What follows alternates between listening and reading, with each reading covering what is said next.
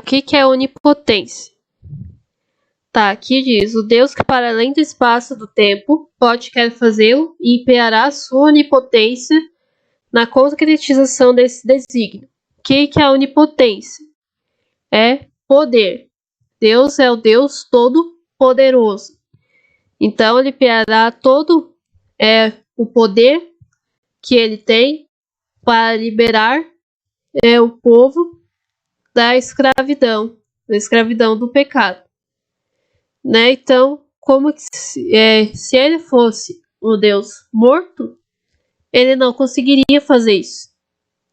Né? Então, se ele tem onipotência, né? Se ele tem poder, significa que é porque ele é vivo.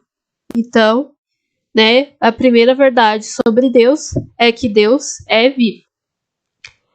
Segunda verdade sobre Deus: eu sou aquele que sou. Deus revela através de Moisés o seu nome misterioso. Eu sou aquele que sou. O que ele quis dizer não somente a Moisés, mas a todos nós, é que ele será o mesmo ontem, hoje e sempre. Por mais que as gerações mudem, e até mesmo nós, Deus não mudará. Ele sempre permanecerá sendo amor, verdade e justiça. Por mais que as gerações mudem? Por quê? A geração dos nossos avós, por exemplo, não é igual à geração dos nossos pais. E a geração dos nossos pais não é igual a nós. Então, as gerações, com o passar do tempo, elas vão sofrendo mudanças. E até mesmo nós. E por quê? Principalmente vocês que estão na adolescência. Por quê? Hoje, vocês vão pensar e agir de uma maneira. Mas daqui a 5, 10 anos, o pensamento de vocês, as atitudes de vocês, vai ser completamente diferente. O que isso quer dizer?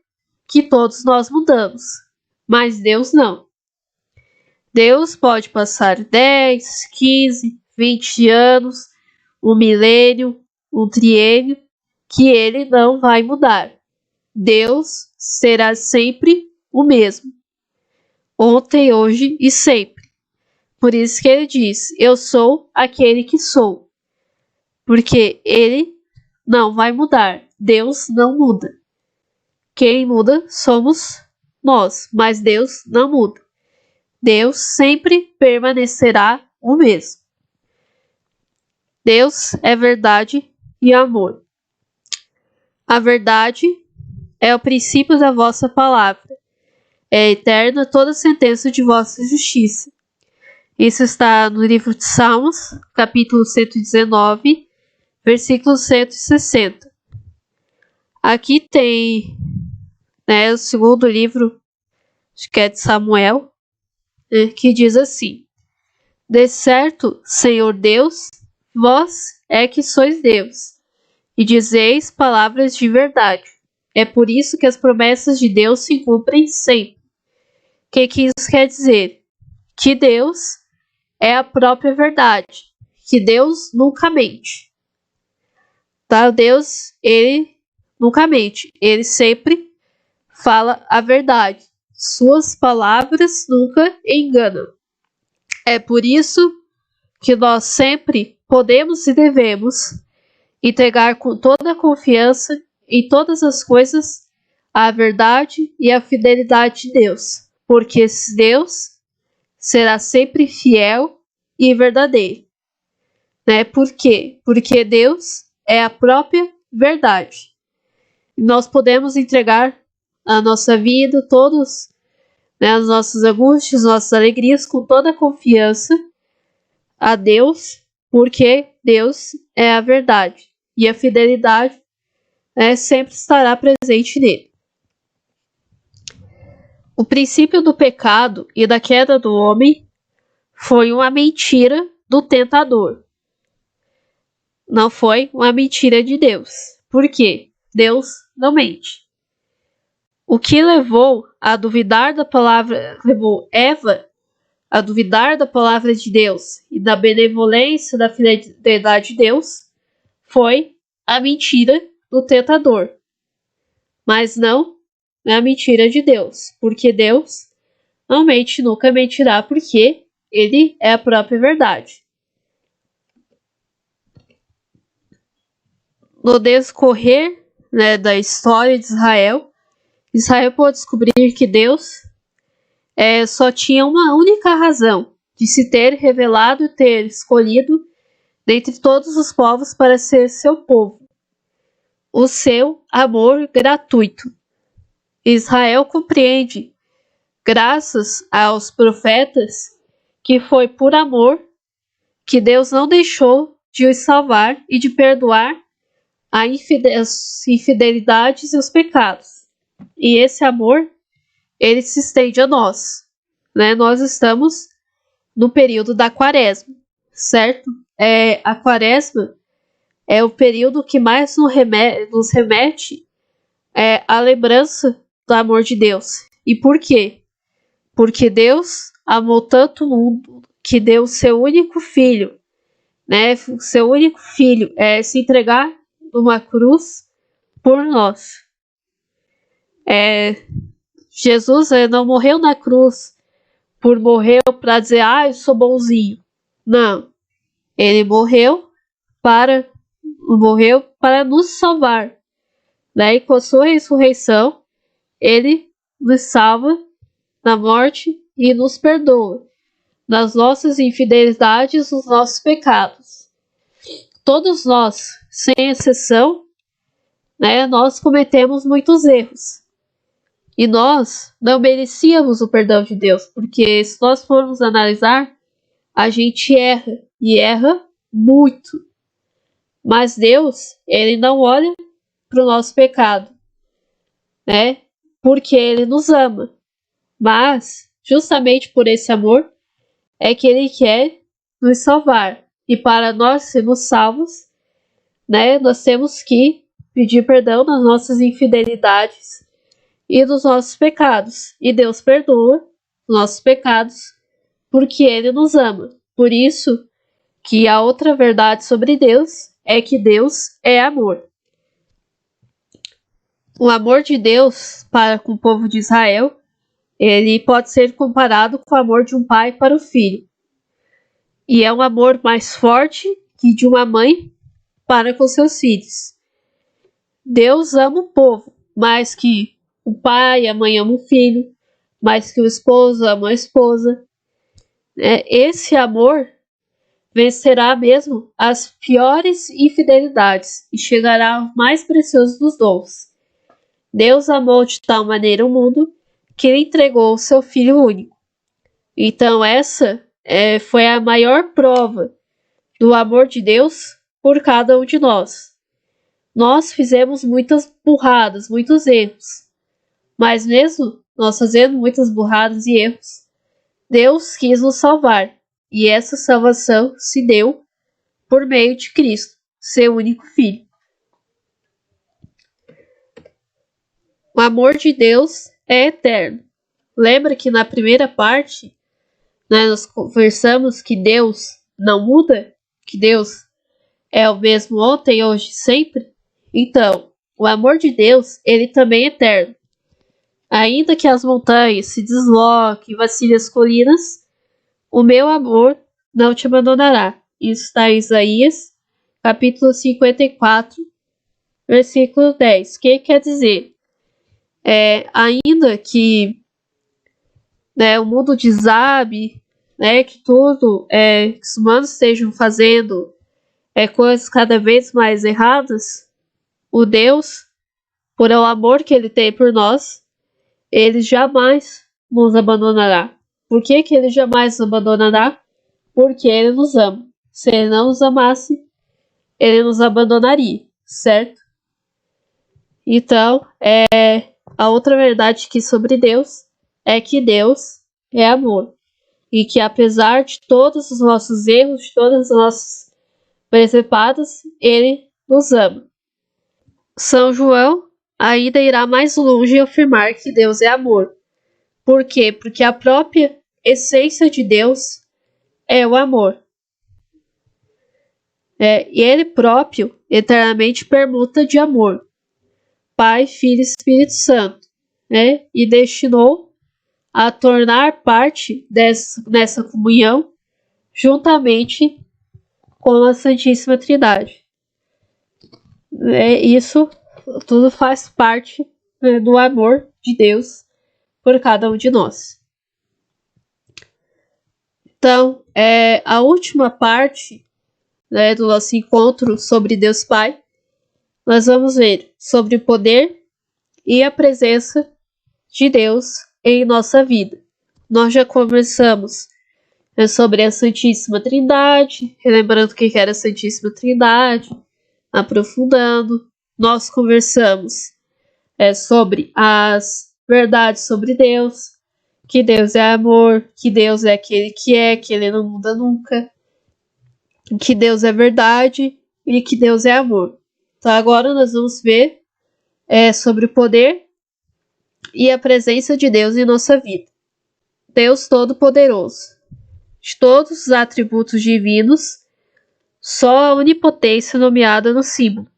Confessar a onipotência de Deus é de grande alcance para a nossa vida.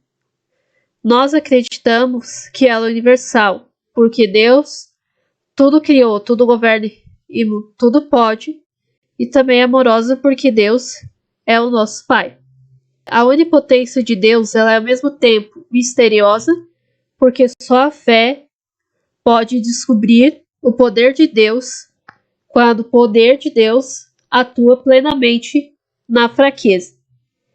As Sagradas Escrituras, ou seja, a Bíblia, confessam a cada passo o poder universal de Deus, dizendo o Senhor dos Exércitos, que Deus é o forte, o poderoso, que Deus é onipotente no céu e a terra, porque Ele quem fez. Portanto, para Deus nada é impossível. Tá? Guarde bem isso. Deus é todo poderoso, que para Deus nada é impossível. O mistério da aparente impotência de Deus. A fé em Deus Pai Todo-Poderoso pode ser posta à prova pela experiência do mal e do sofrimento. Todos nós, de certa forma, já sofremos, Não é porque é adolescente que nunca sofreu. Não, todos nós já passamos e ainda vamos passar pela experiência do mal e do sofrimento. Nesse momento, por vezes, Deus pode parecer, o nosso ponto de vista, ausente e incapaz de pedir o mal. Mas Deus Pai revelou sua onipotência do modo mais misterioso, na humilhação voluntária e na ressurreição de seu Filho, pelas quais venceu o mal. Por isso, Cristo crucificado é a força de Deus e da sabedoria de Deus, pois o que é a loucura de Deus é mais sábio do que os homens, o que é a fraqueza de Deus é mais forte do que os homens. Ou seja, a cruz ela não é sinal de derrota, e sim a cruz é um sinal de vitória, porque foi por meio de Cristo crucificado que o mal foi vencido.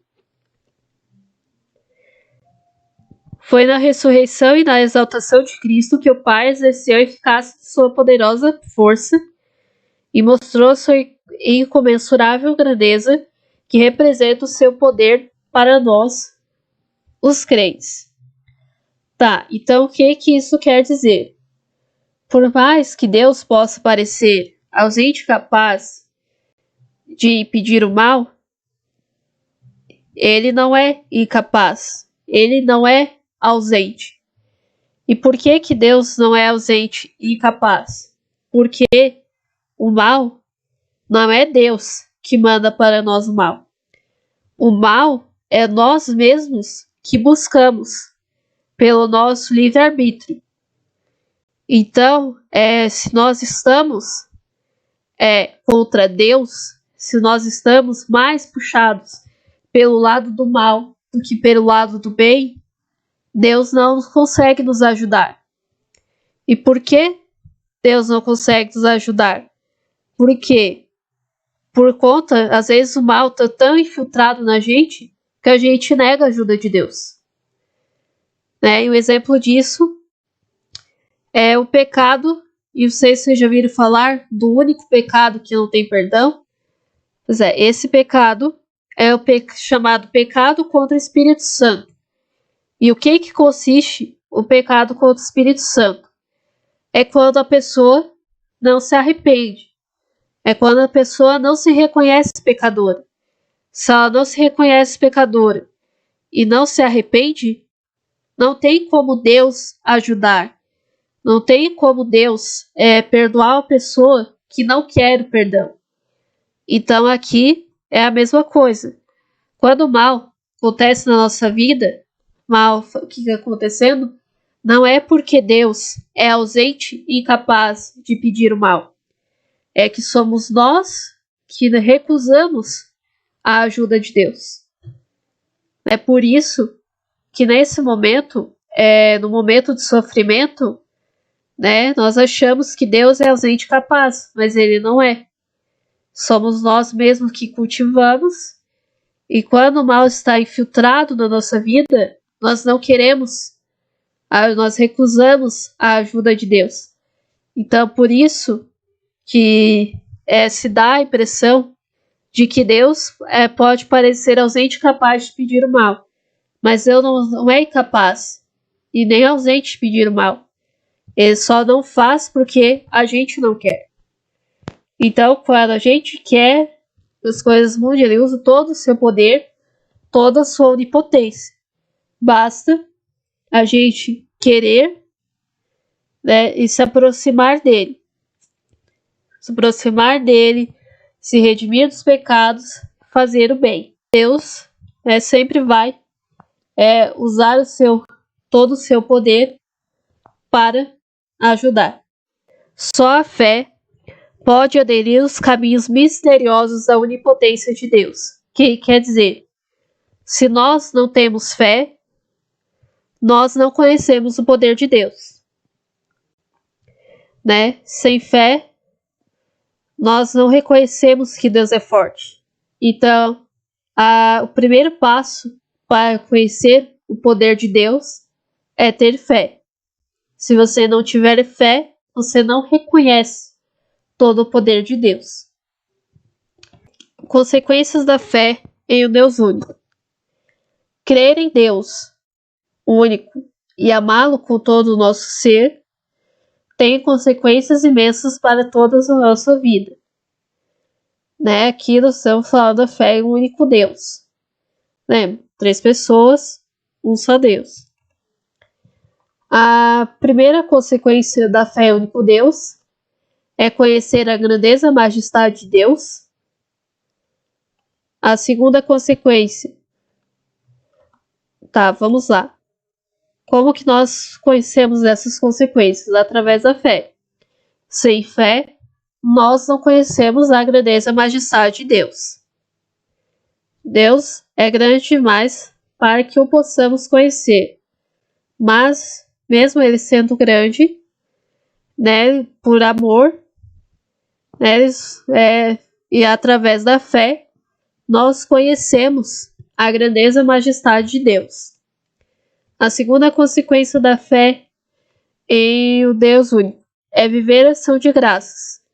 O que é ação de graças? Se Deus é único, tudo que somos e quanto possuímos vem dele. Então, por isso, as consequências da fé em um Deus único é viver a ação de graças, ou seja, viver sempre com a gratidão a Deus. É conhecer a unidade e a verdadeira dignidade de todos os homens, é outra consequência. Por quê? O que é a unidade e a verdadeira dignidade de todos os homens? E todos, sem exceção, foram feitos à imagem e semelhança de Deus. E por último, fazer bom uso das coisas criadas. A fé no Deus único leva-os a não usar de tudo quanto que não for dele na medida que a gente se aproxima. Quando a gente se afasta de Deus, nós, nos desprendemos das coisas boas. Então, por isso, a fé nos leva a fazer o bom uso das coisas criadas. Porque a fé nos leva ao bem, e é através do bem que nós fazemos o bom uso das coisas criadas. O plano de Deus. Apesar dos tantos pecados que a humanidade cometeu, Deus nos ama. E Ele prepara com carinho a nossa volta à sua casa. Mas, porém, todavia, um homem, ou seja, cada um de nós, somos teimosos. E muitas vezes acabamos preferindo o mal do que o bem, as trevas do que a luz. Deus, porém, não desiste, mesmo que nós estejamos de costas para Ele, mesmo que nós demos as costas para Deus, Deus não desiste de nós, está de braços abertos para nos receber e nos perdoar, tanto que não poupou o próprio Filho para nos salvar, mas deu para a remissão dos nossos pecados, para nos libertar da morte e assim conduzir a morada eterna ao seu lado. Então, o plano de Deus é que nós, ao terminarmos essa vida, nós morarmos, cada um de nós vai morarmos ao lado dele no paraíso. Como Deus age na nossa vida? Como falamos anteriormente, nós estamos destinados à vida eterna, certo? E esse é o motivo pelo qual Deus nos criou. Para cumprir esse desígnio, Deus traz um plano a respeito de cada um dos seres humanos. Esse projeto é o que firma o sentido para tudo em nossas vidas. Porém, pelo uso da nossa liberdade, ou seja, Deus dá o livre-arbítrio para a gente decidir o que bem entender, muitas vezes escolhemos não corresponder ao amor de Deus.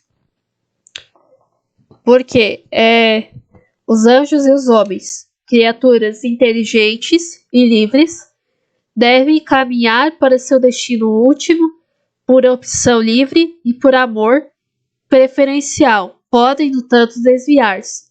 Ou seja, os homens devem caminhar para o paraíso, para o céu, como opção livre, como preferência a Deus.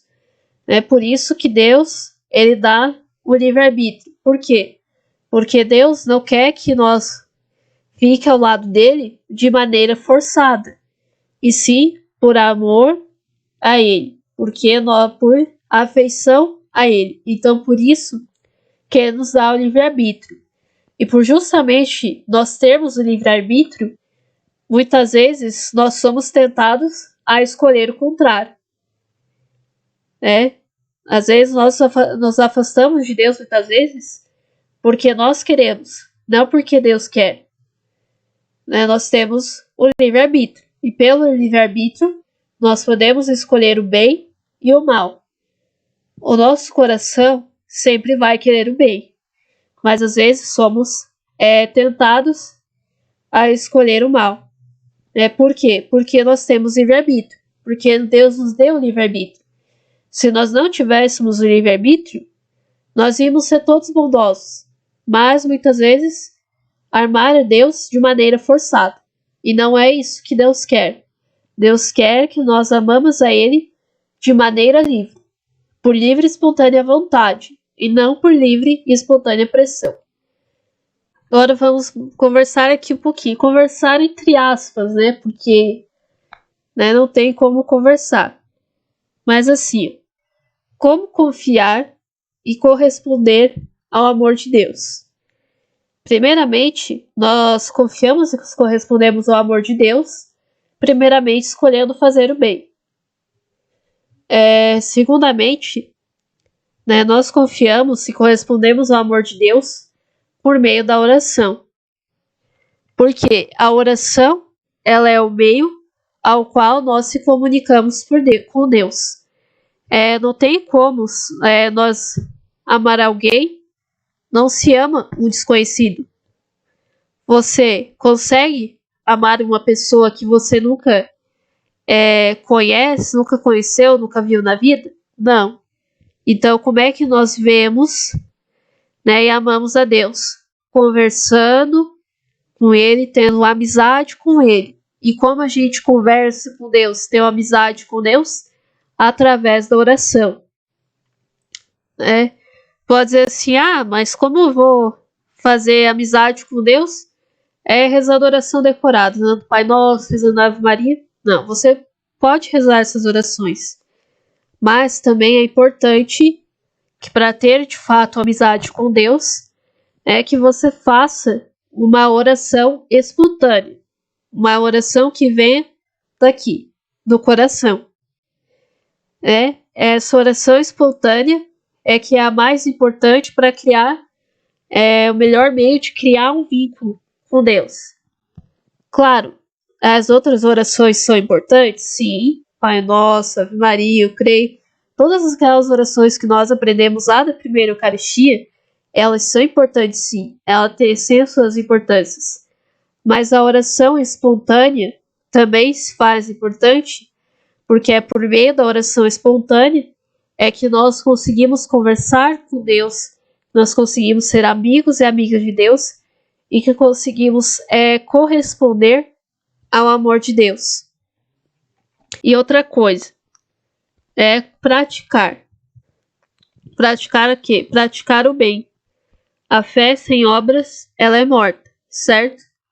Então, praticar o bem, ajudar o próximo, é também corresponder ao amor de Deus.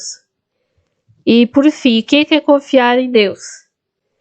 Você entregar as coisas para Deus. Você confiar no poder dele. Você está passando por uma situação difícil, uma situação muito complicada na tua vida, seja uma doença, ou seja um outro problema grave, ou um problema menos grave, entregar nas mãos de Deus. Quando você entrega as coisas nas mãos de Deus, quando você deixa de agir sozinho e entrega nas mãos dele, isso sinaliza que você confia em Deus.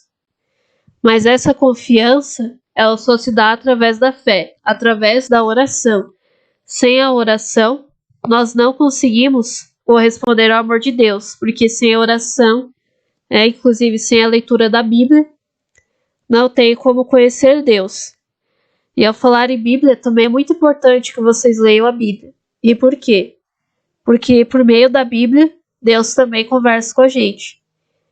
É o melhor meio de nós conhecermos a Deus, além da oração, por meio da Bíblia. Então, para confiar e corresponder ao amor de Deus, é importante primeiro conhecê-lo. E a gente conhece ele por dois meios, por meio da Bíblia e por meio da oração, em conjunto. Tá? Não tem como eu conhecer a Deus só rezando sem conhecer a Bíblia, e não tem como eu conhecer a Deus apenas pela Bíblia sem oração. Então tem que ser trabalhado isso em conjunto. A gente confia e corresponde ao amor de Deus por meio em conjunto, por meio dos dois itens: oração e leitura da Bíblia. Certo? Obrigado pela atenção de vocês. Obrigado pela participação. Dúvidas é só me chamar no WhatsApp, pode chamar no grupo no privado, certo? Beijo e até o próximo.